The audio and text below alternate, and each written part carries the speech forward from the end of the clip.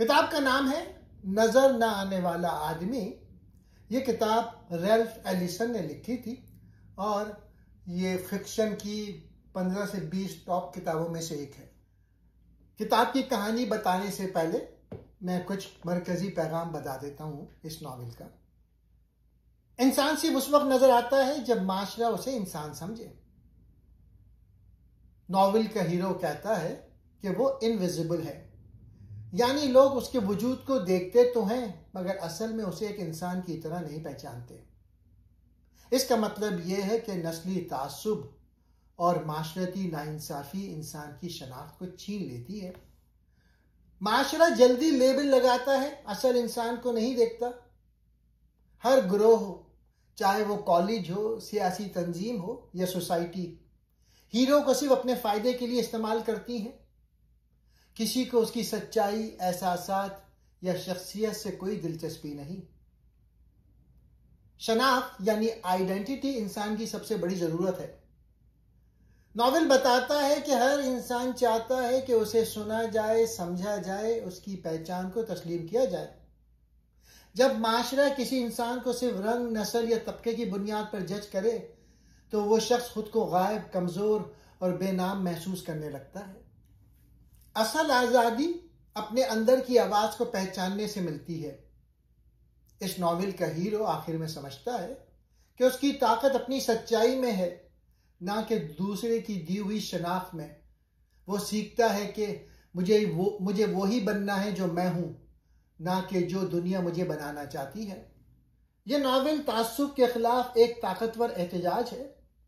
मुसन्निफ दिखाता है कि नस्ल परस्ती सिर्फ जिस्मानी जुल्म नहीं करती बल्कि रूह और जहन को भी जख्मी करती है। यह नॉवेल हमें सिखाता है कि हर इंसान को इज्जत दो, किसी को नजरअंदाज ना करो, उसकी असल पहचान को पहचानो। नामालूम हीरो मरकजी किरदार है इस नॉवेल का।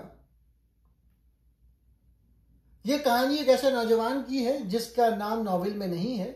उसे अनदिखाई देने वाला इंसान कहा जाता है क्योंकि लोग उसकी असल शख्सियत को नहीं देखते, उसे संजीदा नहीं लेते, उसे सिर्फ एक काला आदमी समझकर इस्तेमाल करते हैं।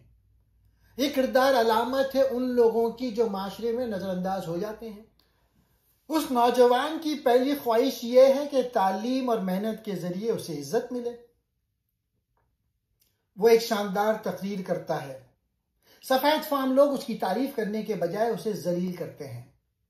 वो महसूस करता है कि लोग उसे इंसान नहीं समझते बल्कि सिर्फ अपने फायदे के लिए इस्तेमाल करते हैं।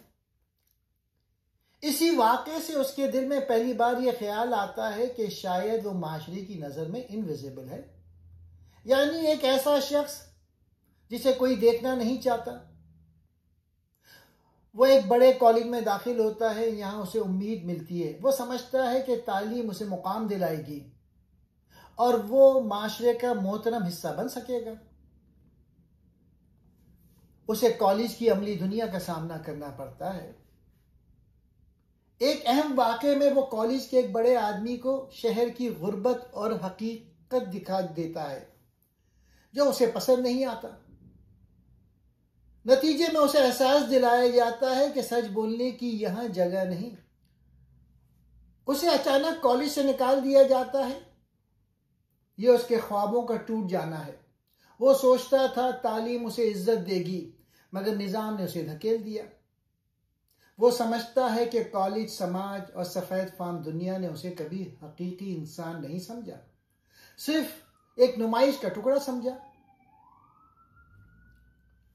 उसे पहली बार समझ आता है कि उसकी मेहनत से बढ़कर उसकी जिल्द का रंग लोगों की नजरों में अहम है। इसी तजुर्बे से उसकी सोच बदलती है और वो अपनी शनाख्त और मुकाम तलाश करने की एक लंबी जद्दोजहद पर निकलता है। कॉलेज से निकाले जाने के बाद वो नौजवान न्यूयॉर्क शहर आता है। वो उम्मीद रखता है कि यहाँ उसे मौका मिलेगा और वो अपनी जिंदगी दोबारा बना सकेगा। वो शहर की सख्त हकीकत देखना शुरू करता है। नौकरियां मिलना आसान नहीं, लोग खुदगर्ज हैं और रंग की वजह से उसे कमतर समझा जाता था। वो मुख्तलिफ जगहों पर काम ढूंढता है।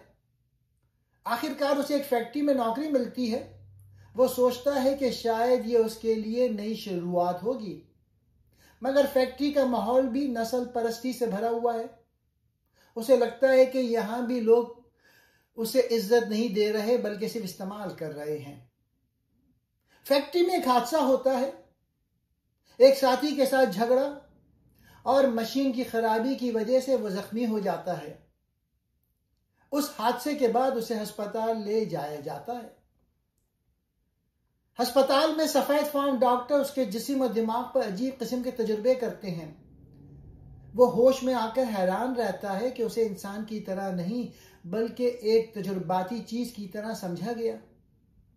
इस तजुर्बे से उसकी ज़हनी हालत बदल जाती है। वो महसूस करता है कि लोग उसकी शख्सियत, उसके जज्बात और उसकी इंसानियत को नजरअंदाज करते हैं। वो समझने लगता है कि दुनिया उसे वाकई इनविजिबल समझती है। एक ऐसा शख्स जो नजर आता तो है मगर लोगों की नजर में अहम नहीं।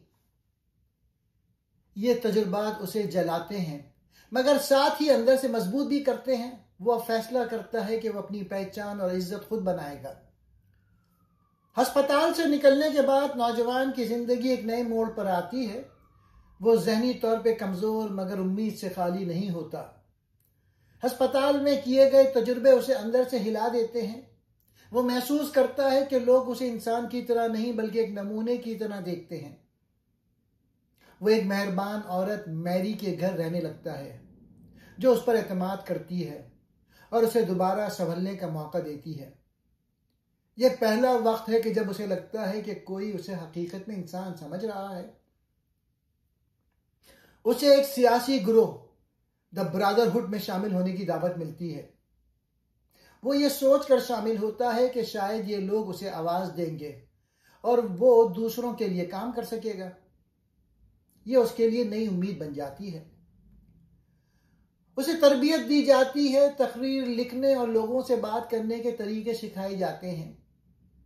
तंजीम उसे अवाम के सामने पेश करती है और लोग उसकी तकरीरों से मुतासिर होने लगते हैं। उसे पहली बार लगता है कि वो इनविजिबल नहीं रहा बल्कि पहचाना जाने लगा है। वो एक पुरानी सियाफाम बस्ती के मसाइल देखता है, गरीबी, नाइंसाफी, नस्ल परस्ती।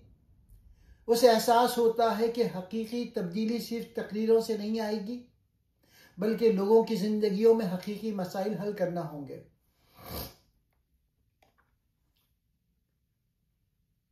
अब उसकी बढ़ती हुई सोच, पहचान और अंदरूनी तब्दीलियां शुरू हो गई थीं। वो सिर्फ अपने लिए नहीं बल्कि अपनी कौम के लिए जीना चाहता था। नौजवान की आवाज अब अवाम में गूंजने लगती है मगर उसके साथ मुश्किलात और जहनी कश्मकश भी बढ़ती है। वो एक बहुत बड़ी तकरीर करता है, लोग उसकी बातों से मुतासिर होते हैं और उसे महसूस होता है कि वो वाकई लोगों पर असर डाल रहा है। लेकिन पस पर्दा तंजीम वाले उसे हुदूद में रखने की कोशिश करते हैं, यानी वो उसे मुकम्मल आजाद नहीं देखना चाहते। उसे एक इलाके की जिम्मेदारी दी जाती है। वो लोगों के मसाइल सुनकर उन्हें हल करने की कोशिश करता है मगर उसे अंदरूनी इख्तलाफात और गिरोहबंदी नजर आने लगती है। वो महसूस करता है कि तंजीम भी शायद सच में इंसाफ नहीं चाहती बल्कि सिर्फ ताकत और कंट्रोल चाहती है। वो तंजीम की पॉलिसियों से टकराता है। उसे तंबीह की जाती है कि वो अपनी आवाज और सोच को तंजीम की लाइन से बाहर ना ले जाए। यहाँ उसे पहली बार समझ आता है कि उसे इज्जत नहीं बल्कि इस्तेमाल किया जा रहा है। उसे तंजीम से वक्ती तौर पर अलग कर दिया जाता है। वो इस दौरान एक और गिरोह यह रास्ता ढूंढने की कोशिश करता है मगर जहां भी जाता है उसे लगता है कि लोग उसे सिर्फ अपने मकसद के लिए इस्तेमाल करना चाहते हैं। यह उसे अंदर से मजीद तन्हा कर देता है। वो सियाफाम बस्ती में वापस आता है और देखता है कि हालात पहले से बदतर हो चुके हैं। गुस्सा, नाइंसाफी और करवाहट हर जगह है। उसे एहसास होता है कि तकरीरें, सियासत और तंजीमें मसला हल करने के बजाय मजीद पेचीदा कर रही हैं। उसे मालूम होता है कि एक अहम कारकुन की मौत हो गई है। बस्ती के लोग गम और गुस्से में हैं। वो उनके दरमियान खड़ा होता है और सोचता है कि सियासत और तंजीमें लोगों का दर्द समझे बगैर सिर्फ फायदे की बात करती हैं।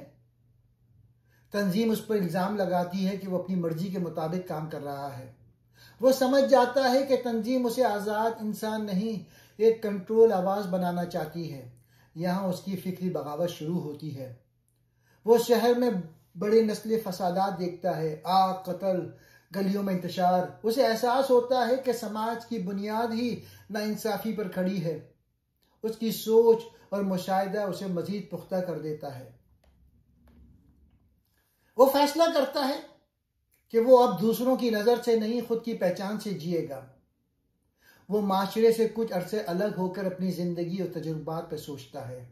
वो अपनी कहानी खुद लिखता है। वो तस्लीम करता है, मैं इनविजिबल हूँ, मगर मैं अब अपनी हकीकत जान चुका हूँ और अब मैं खुद को दुनिया पे जाहिर करना चाहता हूँ। इनविजिबल मैन के आखिरी अब्वाब दिखाते हैं कि शनाख्त बाहर से नहीं आती। माशरा चाहे इनकार करे, मगर इंसान अपनी पहचान खुद बना सकता है। यह नॉवेल इस नौजवान की पामाली से खुदशनासी तक के सफ़र की दास्तान है। इस नॉवेल के मरकजी मौज़ूआत शनाख्त यानी आइडेंटिटी की तलाश है कि मैं कौन हूँ, नस्ल परस्ती और समाजी नाइंसाफ़ी यानी सफ़ेद फार्म लोग ताकतवर और सियाह फार्म लोग कमज़ोर दिखाए गए हैं। इस्तेहसाल, नौजवान की सलाहियतों का हर जगह इस्तेमाल हुआ। कॉलेज, तंजीमें, सियासी जमातें, सब ने उसे अपने फ़ायदे के लिए इस्तेमाल किया, लेकिन कभी इंसान समझकर इज्जत नहीं दी। ताकत और कंट्रोल।